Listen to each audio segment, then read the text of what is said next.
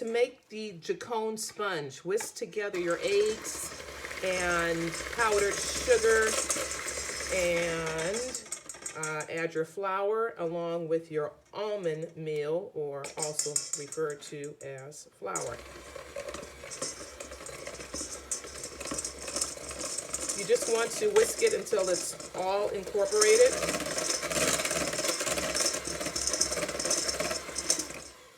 And that's it. Next, you want to whip your egg whites that you are going to fold into the base of your Jacone sponge. Make sure you get some foamy action going here with your egg whites before you add your sugar.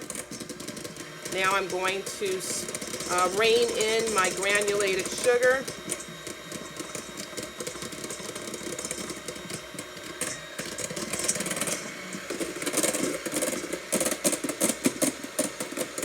In the meantime, I have melted my butter. Make sure it's not hot and that it's just melted. We want soft peaks here.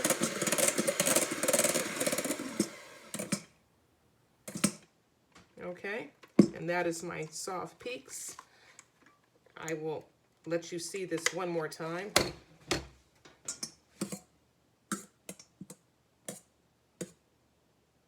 So it's just holding some peaks here. Next, I am going to fold in my meringue. I'm going to put a small amount in first.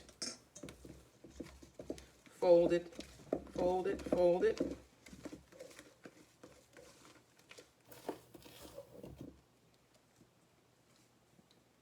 And now I could put the rest in. You don't want to whip your egg whites too firm, otherwise they will be like styrofoam, and they will deflate and not be very good for your cake. So 12 o'clock, 6 o'clock, just do a folding. Make sure you scrape the bottom so that you don't have any cake batter from the base left on the bottom. Now I can take my butter, drizzle, and that's going to add a little more moisture to your cake, and quickly fold.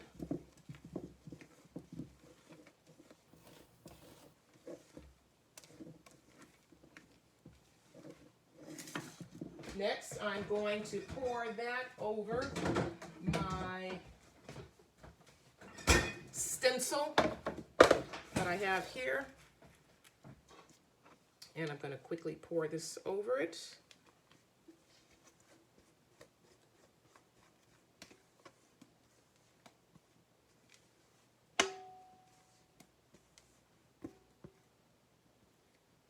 And I'm going to distribute this with a offset spatula.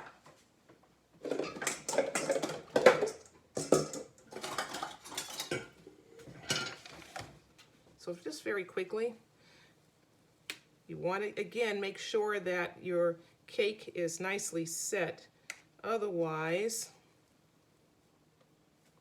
it is going to move around. So freeze it or refrigerate it.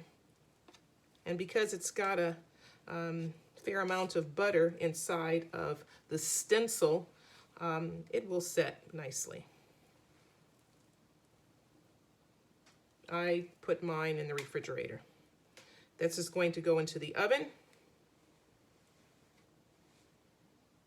for about 10 minutes or so. Just a light golden brown. And that's all. The cake, or Jacone sponge, is now out of the oven. Take a little spatula, just sort of loosen it around the edges. I have a piece of parchment paper and fit it over your cake, flip it over. And now, carefully, peel away, going in one direction, and voila, there is your cake. You could see here, I did not hold my comb firmly across the pan. So make sure it is touching the pan, because here it didn't, and I should have went ahead and cleaned that up. But you get some pretty nice markings here. You could see the color very, very well. So you don't have to go super, super vibrant with a lot of food coloring, because then it'll taste bad. All right, and that is your cake. And now we will cut them into strips. So ordinarily, I would be doing this on a large sheet pan, making the stencil cake so that I can have a long enough strip to go around this cake pan or cake ring. So I pieced it together. Then I decided I would go ahead, I might do a layer in between. So I'm going to put a piece down. I cut from the ring mold and then I trimmed it. And then now I'll be ready to put my filling in. I'll put some filling in, and maybe I might do a second layer. I'm not sure if that's going to work or not, but you have that option.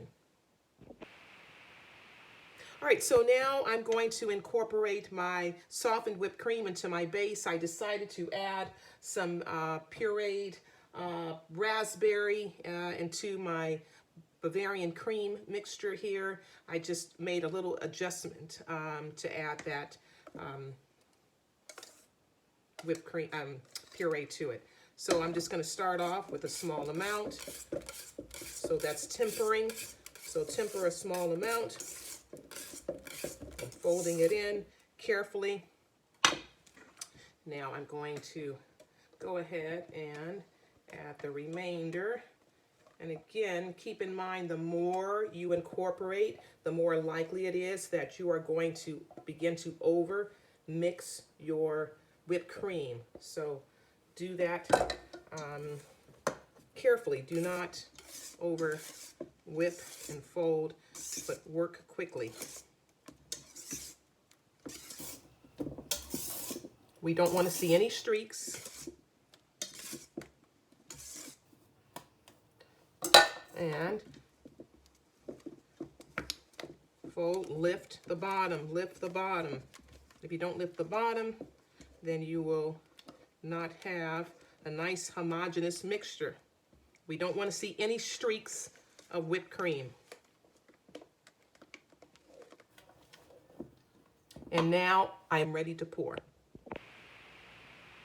The Bavarian is set. It remained in the refrigerator for about a good hour.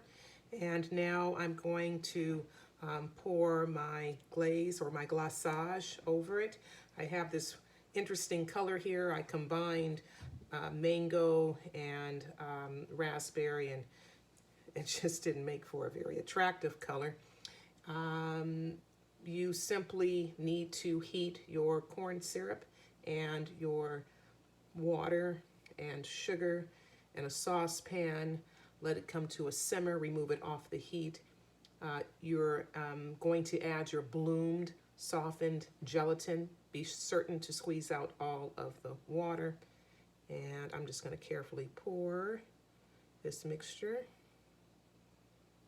I'm fairly certain that we might need to have added a tad bit more gelatin to this. So we are going to revisit and not as in making it again. However, I would like it to have a better set. I did make a batch ahead of time.